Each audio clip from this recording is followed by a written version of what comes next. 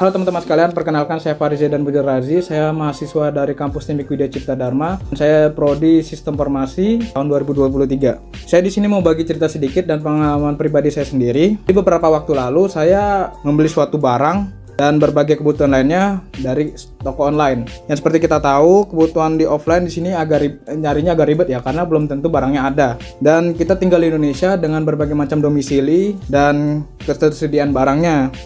Walaupun kita carinya di offline, belum tentu barangnya ada dan juga barang yang kita pengenkan. Oleh karena itu, saya mendapatkan aplikasi e-commerce online dan menyadari ada ratusan pilihan barang dan harga yang cukup bersaing. Dan juga bisa dikirim langsung ke rumah. Di sini awalnya saya ragu untuk membeli barang tersebut karena kita tahu online barangnya belum tentu bisa kita pegang dan belum kita bisa lihat secara langsung. Tapi di sini saya menyadari ada fitur yang bisa membuat saya lebih berani untuk mengambil barang tersebut. Dan singkat cerita, transaksi berjalan lancar menggunakan pembayaran menggunakan e-wallet dan juga barang sudah terpasang di motor saya tentunya.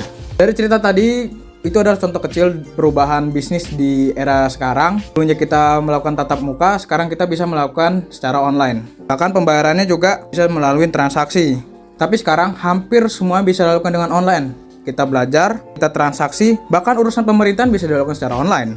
Nah, disinilah muncul istilah yang sering kita dengar, bisnis dan e-commerce. Banyak orang masih menganggap keduanya sama, padahal keduanya memiliki makna dan ruang lingkup yang berbeda.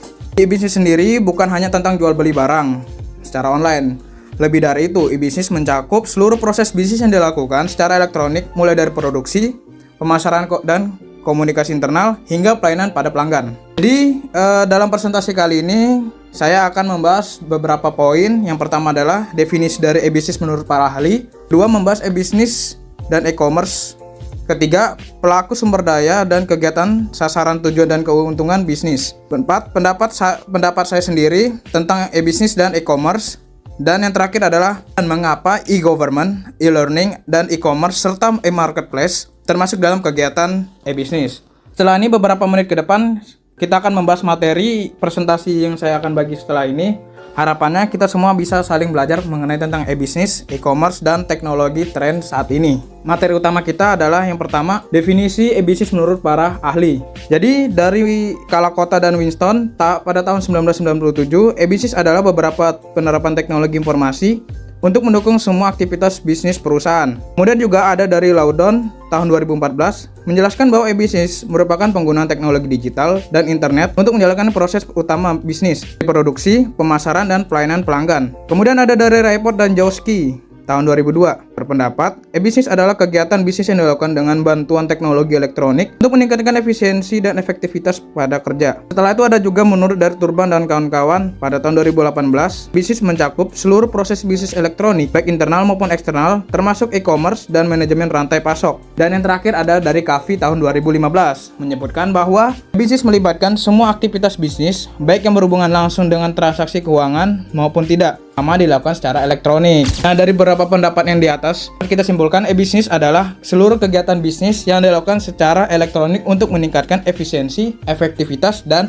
nilai bisnis tentunya. Kemudian ada perbedaan e-bisnis dan e-commerce. Banyak yang sering menyamakan e-bisnis dan e-commerce tentunya kan. Kalian sendiri tahu, kedua itu pasti berbeda. Dan e-commerce sendiri hanya berfokus pada kegiatan jual beli secara online. Contohnya seperti Tokopedia, Shopee, Lazada, dan yang lain. Sementara e-bisnis sendiri itu adalah mencakup seluruh termasuk perencanaan, produksi, pemasaran, manajemen data, dan pelayanan pelanggan. Jadi kalau e-commerce sendiri itu adalah bagian dari kecil e-bisnis, maka e-bisnis adalah payung besar yang menaungi seluruh prosesnya. Singkatnya, setiap e-commerce adalah e-bisnis yang tidak semua e-bisnis bisa dilakukan oleh e-commerce. Kemudian ada pelaku dan sumber daya kegiatan dalam e-bisnis. Dalam dunia e-bisnis ada beberapa pelaku utama, antara lain perusahaan atau organisasi sebagai pihak penyedia barang atau jasa, konsumen sebagai pengguna layanan, kemudian ada supplier yang menyediakan bahan baku atau produk, kemudian ada karyawan yang menjalankan sistem dan proses digital, serta pemerintah yang berperan dalam regulasi dan kebijakan digital. Sementara itu, sumber daya e-bisnis mencakup alat keras seperti komputer, smartphone, dan server, koneksi internet yang tentunya harus stabil, aplikasi dan sistem digital, serta sumber daya manusia yang memahami teknologi tersebut. Adapun kegiatan e-bisnis meliputi produksi, promosi, dan distribusi, pelayanan pelanggan, hingga komunikasi internal dan perusahaan. Sasaran e-bisnis adalah yang meningkatkan efisiensi, memperluas jangkauan pasar. Tujuannya tentu untuk meningkatkan keuntungan sekaligus kepuasan pelanggan. Kemudian adalah keuntungan dari e-bisnis itu sendiri. E-bisnis perusahaan bisa beroperasi dengan biaya yang cukup efisien, banyak proses yang dilakukan sudah otomatis. E-bisnis juga membuat jangkauan pasar menjadi lebih luas, tidak terbatas oleh jarak dan waktu, dan kemudian pelayanan ke pelanggan bisa dilakukan lebih cepat dan semua yang bisa diakses secara real time. Selain itu juga, e-bisnis membantu perusahaan beradaptasi dengan perubahan zaman yang serba digital. Kalau menurut pendapat pribadi saya mengenai e-bisnis dan e-commerce sendiri adalah, bisnis adalah wujud nyata dari transformasi digital dalam dunia usaha. E-bisnis membuat perusahaan menjadi lebih modern, transparan, dan efisiensi. Sedangkan e-commerce adalah bagian dari e-bisnis yang berperan dalam melakukan transaksi jual beli secara online. Keduanya saling mendukung dan tidak bisa dipisahkan, seperti dua sisi mata, uang, dan dunia digital. Kemudian ada poin di mana mengapa e-government dan e-commerce learning market termasuk kegiatan bisnis. Nah, semua contoh dalam e-bisnis karena sama-sama memanfaatkan teknologi digital untuk menjalankan proses bisnis dan pelayanan. E-government adalah bentuk digitalisasi pelayanan publik oleh pemerintah. E-learning memanfaatkan teknologi untuk proses pembelanjaan. E-commerce digunakan untuk transaksi jual beli secara online, dan e-marketplace mempertemukan penjual dan pembeli dalam satu platform digital. Kegiatan itu menggunakan sistem elektronik untuk menciptakan efisiensi, transparansi, dan kemudian akses. Itulah arti dari e-bisnis itu sendiri. Kita sudah berada di penutup nih. Jadi untuk kesimpulan e-bisnis itu sendiri, e-bisnis adalah semua aktivitas bisnis yang dilakukan secara elektronik dengan tujuan meningkatkan efisiensi, produktivitas, dan daya saing. Di era digital seperti sekarang, kemampuan memahami dan menerapkan e-bisnis menjadi modal utama untuk bersaing dan berkembang. Jadi kita bisa memanfaatkan teknologi untuk bukan hanya hiburan, tapi untuk membangun masa depan yang lebih cerah, produktif, dan inovatif. Jadi mungkin itu saja materi kali ini, dan ada sedikit kata-kata dari saya.